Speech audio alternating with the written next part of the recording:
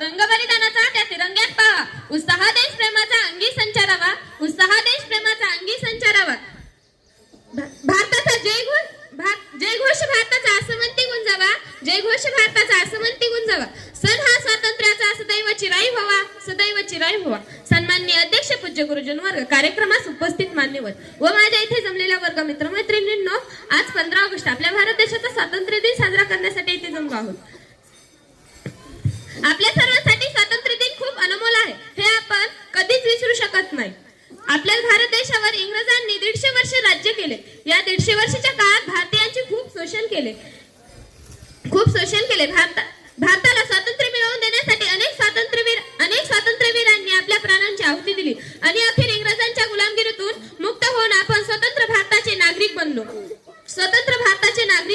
हा दिवस भारतीय इतिहासात सुवर्ण अक्षराने कोरला गेला आहे. हा दिवस आपल्या सर्वांसाठी खूप महत्त्वाचा आहे. 14 ऑगस्ट 1947 रोजी पंडित जवाहरलाल नेहरू यांनी भारतीयांना संदेश देणे हे भाषण केले. ते म्हणाले, सर्व जग झोपीत आहे. आज मध्यरात्रीनंतर स्वातंत्र्याची पहाट होणार आहे. सर्वांना स्वातंत्र्याच्या खूप खूप शुभेच्छा. आपल्या भारत देशात अनेक जाती धर्माचे लोक गुण्यागोविंदाने राहतात. विविधतेत एकता हे आपल्या भारताचे अनोखे वैशिष्ट्य आहे. म्हणूनच मला असे वाटते, सुंदर है जग में सबसे नाम भी न्यारा है, सुंदर है जग में सबसे नाम भी न्यारा है.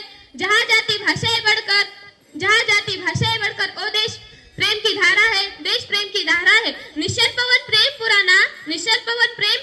पुराना ओ देश हमारा है, ओ देश हमारा है. स्वातंत्र्य प्राप्तीनंतर आपल्या भारत देशाने अनेक क्षेत्रात प्रगती केली आहे. विज्ञान, शेती, तंत्रज्ञान, आरोग्य, शिक्षण व वाहतूक अशा अनेक क्षेत्रात नेत्रदीप प्रगती केली आहे. 15 ऑगस्ट हा आपला राष्ट्रीय सणादिवशी प्रत्येक जण आनंदी असतो. लाल किल्ल्यावर पंतप्रधानाच्या हस्ते तिरंगा फडकवण्यात येतो.